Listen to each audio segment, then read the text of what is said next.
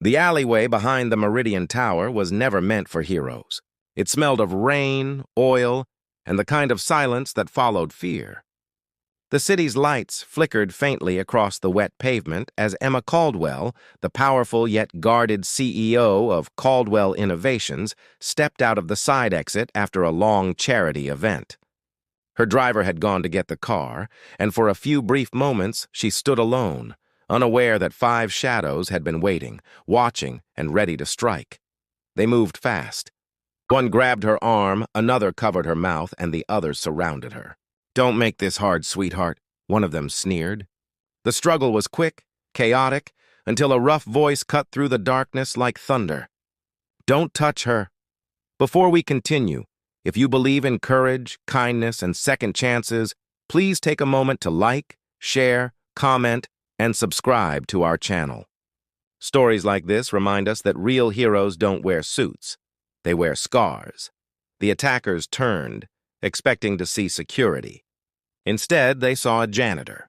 His name was Ethan Cole, quiet, unremarkable, the man who mopped floors on the 27th level of Caldwell Innovations. No one ever paid him much attention. His uniform was faded, his hands calloused, and his eyes, calm but cold, revealed little about the storms he had survived. But in that moment, standing between the CEO and 5 men twice his size, he looked like someone you didn't want to test. "Walk away," Ethan said evenly. One of them laughed. "Or what, Mop Man?" They lunged, but the laughter ended as fast as it began. In 3 precise movements, Ethan disarmed the first attacker, dropped the second with a knee to the gut, and spun the third into a trash bin with such force it dented the metal. The others froze, confused. This wasn't some janitor. This was a man who had been trained to survive.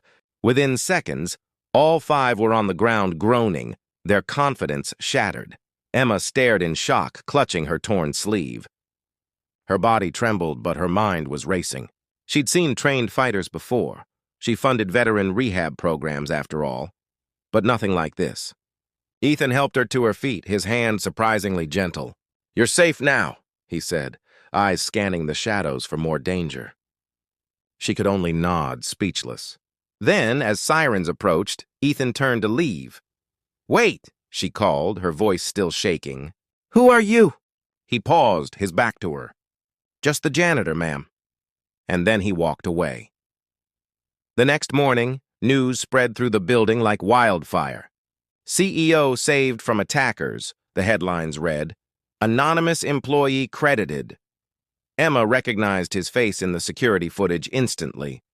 But when she asked HR for his file, there was almost nothing, just a name, a background check, and a start date from 2 years ago. No history, no address, no past. Curiosity became obsession. Emma had built her empire on understanding people, reading them, predicting their motives. But this man was an enigma.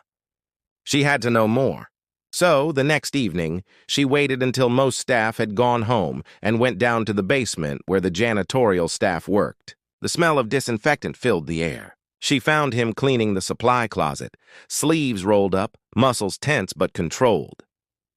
"You shouldn't be down here, ma'am," he said without turning. "I should be thanking you," she replied softly. "You saved my life," he shook his head. "You don't owe me anything," she stepped closer. "Then tell me the truth. Who are you really?" He hesitated, then sighed. "Someone who used to be good at bad things." It wasn't an answer, but it was enough to make her heart tighten. "Why hide it?" she asked.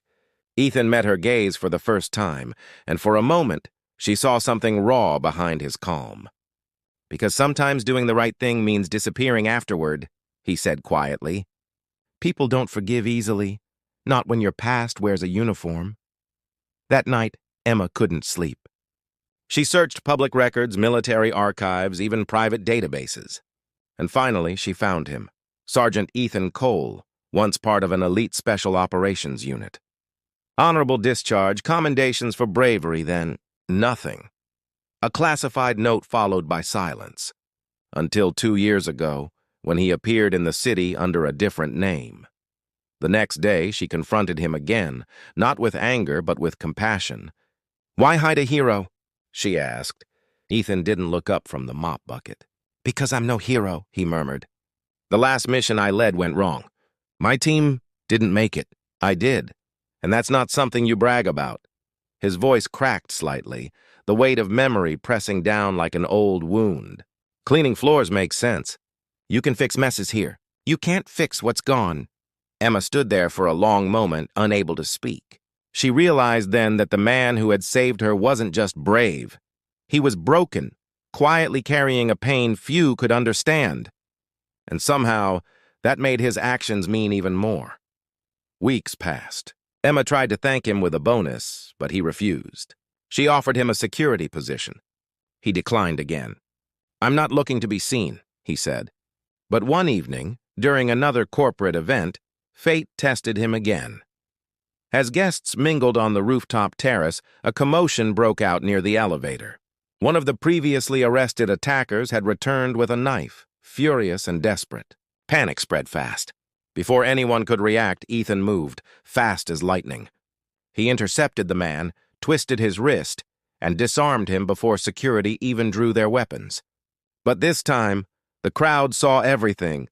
The applause was thunderous, cameras flashing, reporters shouting. Emma stepped forward, shaken but grateful. "You saved me again," she said, voice trembling with emotion. "But why keep running from who you are?" Ethan looked at her. Really looked. "Because heroes die, ma'am.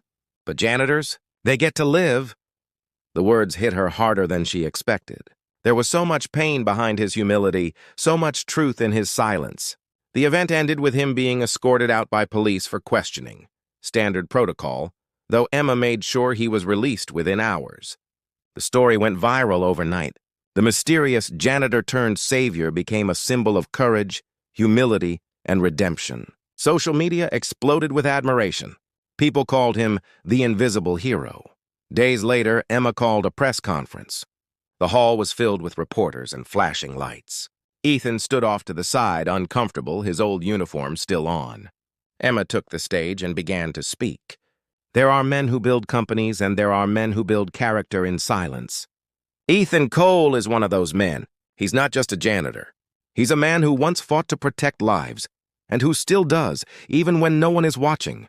Then she turned toward him. "Ethan, you once said heroes die, but janitors get to live.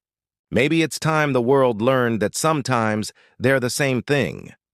The crowd rose in applause. Ethan stood frozen, humbled, tears brimming in his eyes. For the first time in years, he allowed himself to feel seen. Emma stepped down and placed a gentle hand on his shoulder. "Welcome home, Sergeant," she whispered.